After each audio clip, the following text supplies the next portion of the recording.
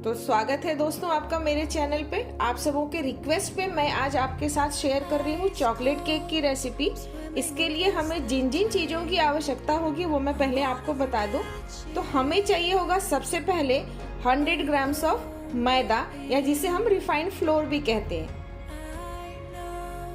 साथ ही हमें चाहिए होगा 20 ग्राम्स ऑफ कोको पाउडर, क्योंकि हम चॉकलेट केक बना रहे हैं तो हमें कोको पाउडर की ज़रूरत पड़ेगी। तो इसके लिए मैंने हर्षे का कोको पाउडर लिया है 20 ग्राम्स। और चाहिए होगा हमें 60 ग्राम्स ऑफ बटर।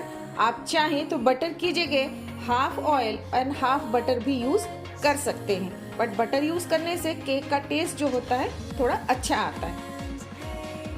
चाहिए होगा हमें 100 ml ल्यूकवार्म मिल्क। हम यहाँ मिल्क इसलिए यूज़ कर रहे हैं क्योंकि मैं जो आज की रेसिपी आपके साथ शेयर कर रही हूँ इसमें मैं मिल्क मेड का यूज़ नहीं कर रही, ना ही किसी मिल्क पाउडर का यूज़ कर रही हूँ, इसलिए हमें मिल्क लगेगा 100 ml। तो दोस्तों आज की रेसिपी, जैसे कि मैंने आपको कहा कि हम मिल्क पाउडर और मिल्क मेड का यूज़ नहीं कर रहे हैं। आज का जो केक है वो हम बनाने वाले हैं दही की सहायता से। इसके लिए हमें चाहिए होगा नॉर्मल टेम्परेचर पर घर पे जमाई हुई 120 ग्राम दही। याद रहे दही ज़्यादा खट्टी नहीं होनी चाहिए। और चाहिए होगा हमें 80 ग्राम्स ऑफ पाउडर शुगर। यदि आपके पास पाउडर शुगर नहीं है तो आप मिक्सी में इसे ग्राइंड करके पाउडर बना सकते हैं। 80 ग्राम्स ऑफ शुगर। साथ ही चाहिए होगा हमें बेकिंग सोडा हाफ टीस्पून। जिस भी बेकिंग सोडे का हम यूज़ करेंगे वो हमारा फ्रेश होना चाहिए। 6 महीने से यदि ज़्यादा हो गया है तो आप उस सोडा को यूज़ ना करें। और चाहिए होगा बेकिंग पाउडर। यहाँ मैंने वेकफील्ड का यूज़ किया है, आप चाहें तो किसी और ब्रांड का भी यूज़ कर सकते हैं। ये हमें चाहिए होगा 1 टीस्पून। साथ ही केक को बेक करने के लिए हमें बेकिंग टिन चाहिए होगा। यहाँ मैंने 6 इंच का टिन लिया है। और साथ ही साथ हमें लगेगा, ये हमारा है बटर पेपर, जो कि मैंने इसके शेप के हिसाब से काट रखा है। आपके पास यदि बटर पेपर ना हो तो आप टिन के चारों तरफ ऑयल या बटर लगाकर थोड़ा सा उस पर मैदा स्प्रिंकल कर दें। ये हमारा रेडी हो जाएगा बेकिंग के लिए। चाहिए होगा इन सभी मिश्रण को मिक्स करने के लिए मिक्सिंग बाउल। मैदे को छानने के लिए हमें चाहिए होगा एक छन्नी। और वेट इंग्रेडिएंट्स को अच्छी तरीके से फेंटने के लिए हमें चाहिए होगा एक हैंड बीटर। आप चाहें तो इलेक्ट्रिक बीटर का भी यूज़ कर सकते हैं। तो दोस्तों चलिए स्टार्ट करते हैं हम अपना प्रोसेस। इसके लिए मैंने मिक्सिंग बाउल लिया है और मिक्सिंग बाउल में हम सबसे पहले डालने वाले हैं 80 ग्राम्स ऑफ कर्ड। और अब मैं ऐड करने वाली हूँ 60 ग्राम्स ऑफ बटर।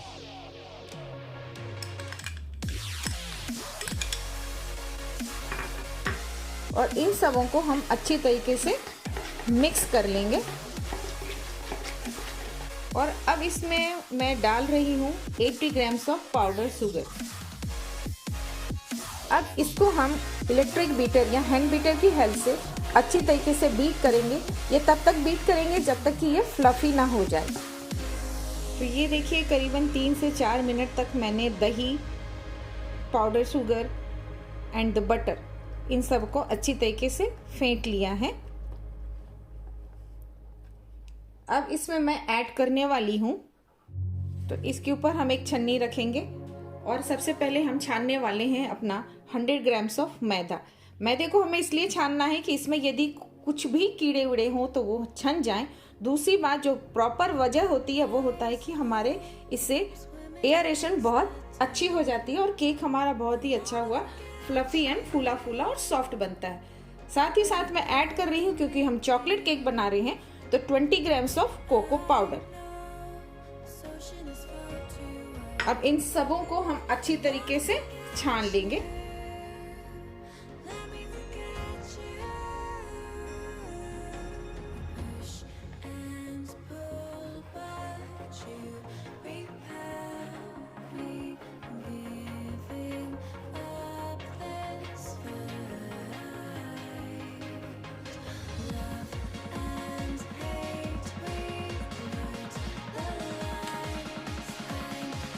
अब इसके साथ मैं ऐड करने वाली हूँ हाफ टीस्पून बेकिंग सोडा।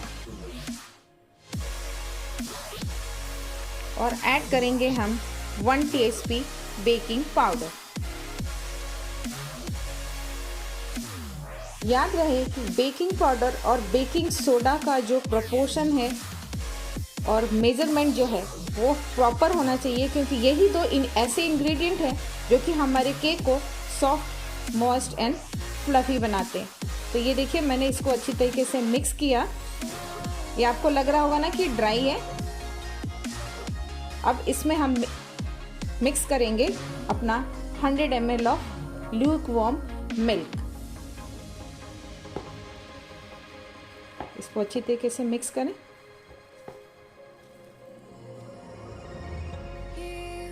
अब हम डालने वाले हैं इसमें मिल्क हम धीरे धीरे करके डालेंगे, क्योंकि ज़रूरी नहीं है कि आपको 100 ml ही मिल्क लगे, क्योंकि ये मैदे की क्वालिटी पे भी डिपेंड करता है।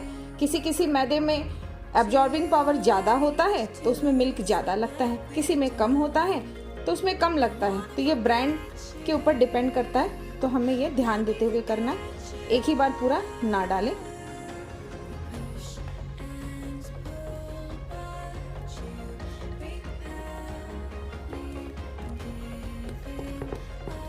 देखिए अभी भी हमारा मिश्रण सॉफ्ट नहीं हुआ है और ये नीचे से अच्छी तरीके से मिक्स भी नहीं हुआ, तो इसे हम स्पैचुला को नीचे से ले जाते हुए अच्छी तरीके से मिक्स करेंगे और बाकी बचा हुआ मिल्क भी हम इसमें डालने वाले हैं, क्योंकि मेरा यहाँ 100 ml ही मिल्क लग रहा है, ऐसा मुझे लगता है। चलिए मिक्स करके देखते हैं कि कहीं मिश्रण ज़्यादा पतला तो नहीं हो गया।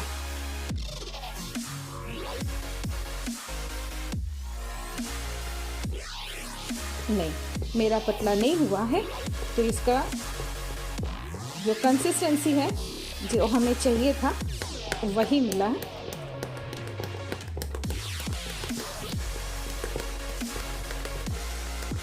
इसे 1 से 2 मिनट के लिए हम हल्के हाथों से ही फेंट लेंगे। जब तक हम ये फेंट रहे हैं मैंने अपनी कढ़ाई को लो मीडियम फ्लेम पे गैस पे रख रखा है, क्योंकि आज मैं आपके साथ जो केक की रेसिपी शेयर कर रही हूँ वो मैं कढ़ाई में बना रही हूँ। आप चाहें तो इसे कुकर में भी बना सकते हैं, आप चाहें तो इसे ओवन में भी बना सकते हैं। ओवन में यदि आप बनाते हैं तो ओवन को प्री हीट करेंगे 150 डिग्री पे और फिर 30 मिनट्स के लिए हम बेक करेंगे। तो ये देखिए हमारा ये मिश्रण रेडी हो गया। अब इसे हम बेकिंग ट्रे में ट्रांसफ़र करते हैं। ट्रांसफ़र करने से पहले मैं इसमें डालने वाली हूँ चॉकलेट एसेंस। इससे हमारा जो केक है उसका फ्लेवर जो है वो बहुत अच्छा आएगा। तो ये मैं ऐड करने वाली हूँ 1/2 टीस्पून। आप चाहे तो किसी भी ब्रांड का यूज़ कर सकते हैं, यहाँ मैंने प्यूरामेट का यूज़ किया है। फिर इसे अच्छी तरीके से हम मिक्स करते हैं।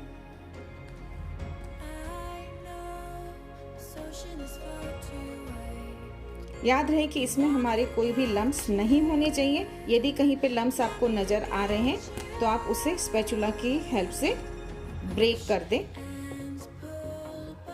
तो ये मेरा बैटर देखिए तैयार है। इसकी कंसिस्टेंसी देखिए इस तरीके से होगी। ज़्यादा फ्लोइंग ना करें, नहीं तो केक हमारा बीच में से कच्चा रहेगा और साथ ही साथ वो सिंक कर जाएगा। बोलते हैं ना बीच में से केक हमारा दब गया या कच्चा रह गया, तो ये यही वजह होती है कि यदि हम केक के बैटर को बहुत ज़्यादा पतला कर देते हैं। ये हमारा बैटर रेडी है। तो ये देखिए मैंने बेकिंग ट्रे में बटर पेपर लगा के रखा हुआ है। अब इसमें हम अपना तैयार मिश्रण हम पोर करने वाले हैं।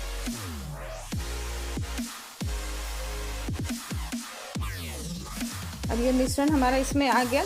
अब इसको हम हल्के से टैप करेंगे ताकि अंदर में यदि कोई एयर बबल्स हो तो वो निकल जाए। तो चलिए अब इसे हम बेक करते हैं। तो ये देखिए कढ़ाई मैंने इसको लो मीडियम फ्लेम पे 10 मिनट्स के लिए प्री हीट किया है और साथ ही इसके अंदर एक जाली डाल रखी है। अब इसमें हम अपने केक के टिन को रखेंगे। ध्यान से रखना है क्योंकि कढ़ाई हमारी गर्म है। और अब इसे हम एक ढक्कन की हेल्प से ढक देंगे। तो ये मैंने इसको ढक दिया। इसे आराम से करना है क्योंकि हमने प्री हीट किया हुआ है। तो ये हमारा प्लेट भी है थोड़ा गर्म हो रखा है। अब इसे हम 30 to 35 मिनट्स के लिए लो मीडियम फ्लेम पर इसी तरीके से बेक होने देंगे। तो दोस्तों केक को बेक होते हुए 20 मिनट हो चुके हैं। तो चलिए हम चेक करके देखते हैं कि हमारे केक की क्या स्थिति है। ये देखिए हमारा केक कितनी अच्छे तरीके से फूल रहा है। अब मैं एक टूथपिक की हेल्प से प्रिक करके देखती हूँ कि हमारा केक कितना बना है। अभी ये कच्चा है, तो अभी हमें इसे फिर से 10 मिनट के लिए और बेक करना होगा। तो इसे मैं वापस ढक देती हूँ। तो दोस्तों पूरे 30 मिनट हो चुके हैं। तो चलिए हम देखते हैं कि हमारे केक का स्टेज क्या है। तो ये अगेन मैं टूथपिक की हेल्प से प्रिक करके देखती हूँ। पहले हम साइड में करेंगे। ये देखिए हमारा ये क्लीन निकल रहा है। मैं मिडिल में भी प्रिक करती हूँ।